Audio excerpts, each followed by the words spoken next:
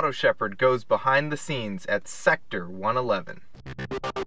ARIEL Atoms and Lotuses and the BAC Monos are superb cars because of how lightweight they are. There's a lot of benefits to lightweight sports cars. When you take weight out of a car, it helps acceleration, it helps braking, it helps handling. So it helps effectively all performance aspects of a sports car.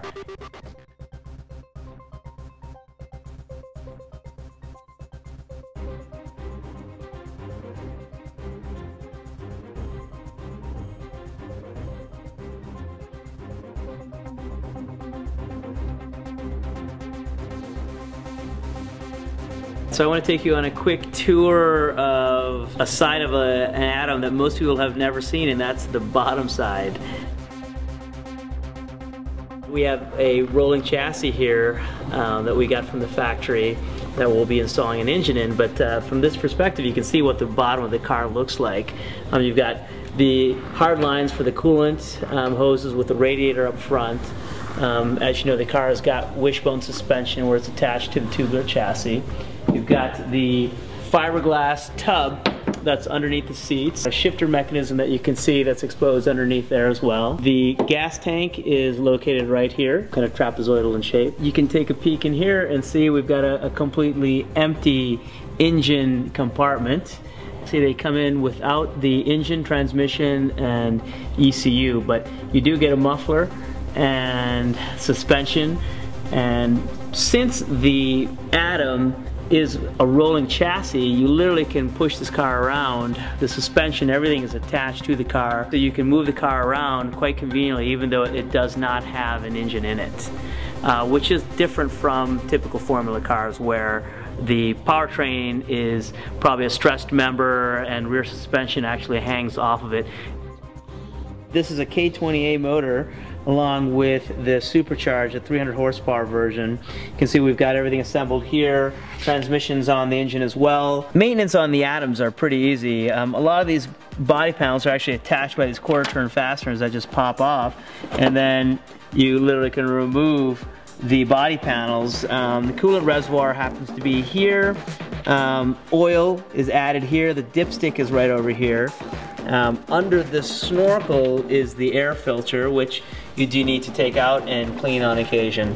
You have these inboard suspension, which is bell crank and push rod actuated. So you're able to take the mass or weight of these, the suspension component here, the shock and spring, and take it out of the unsprung portion of the mass here. These are a single adjustable shock. Again, you've got rebound and compression adjusted right here with this clicker, which you can easily change by hand. Underneath here you can actually see the pedal box for the clutch and the dual master cylinder brake system on this car. The Atom does not have ABS and it has no servo assist, so you can adjust bias front to rear for the brakes actually literally with the bias bar that's here in the pedal assembly. So like I mentioned before, the body panels are all attached to the quarter turn fasteners, so you just pop those off, the front slides off, and off comes the bonnet. So inside here, you basically have your battery, you got your fuses and relays, a small little space here. I've got my owner's manual inside there. You can't fit a 6-pack of beer in there though. This car has the aluminum radiator, which is good for the hot climates and track day use. I also have the Trohook package, which also has this subframe that allows you to add a front wing. It's got the provisions so you can add a front wing to the car pretty easily. You can really hear the intake and scream right on the side of your head. The seat belts are typical race, type belts with a cam. They clip in. To release, you basically just turn the cam and everything pops loose. So easy in, easy out. This car has the windshield option that's quite nice if you're driving on the street. You can drive the car around without a helmet. It actually has a wiper and a washer as well. Integrated very, very well with the styling of the car. ignition on is this switch right here. Push to start is this button right here. The lights for your headlights are controlled with this switch here.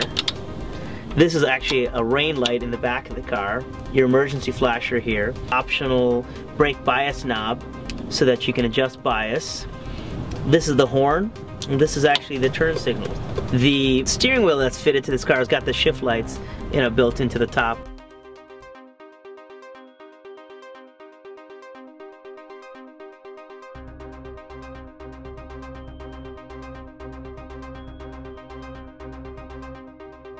Welcome to our workshop here at Sector 111. This Lotus Elise came in about a week ago, less than a week ago. It had a blown motor. So the guys have completely torn the car apart. You can see what Arizona dust can do to a car. This is probably one of the dirtiest Lotus Elises we've ever seen. Excuse me, the client actually lived on a dirt road for part of this car's life, so that's part of the reason, but it's getting a rebuilt engine from us.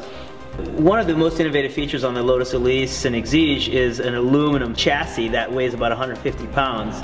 But to that chassis is a steel subframe that's bolted on, and you can see it right here. This whole section is all a steel subframe, and it's effectively an engine cradle. But we've removed the clams, front and rear. There's a little bit of body work to be done on that, so that's being done now.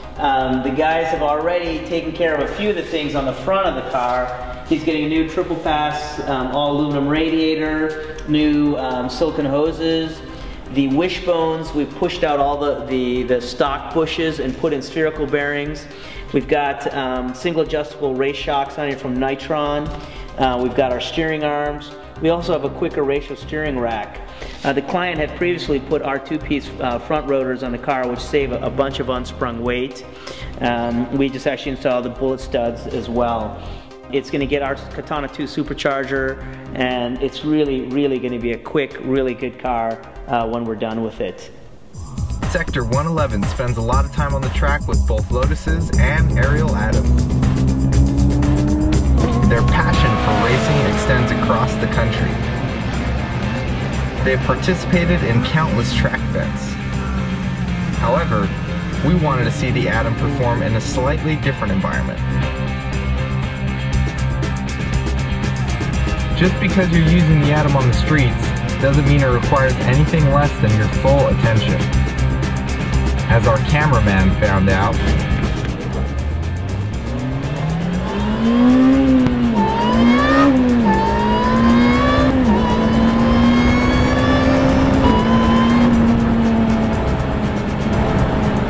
once he regained his composure, we took the Atom somewhere else, to a good old-fashioned American drive-thru, just in case Jeremy Clarkson was watching. It's easy to see how little car you actually need when you see an Atom sandwiched between two supersized SUVs.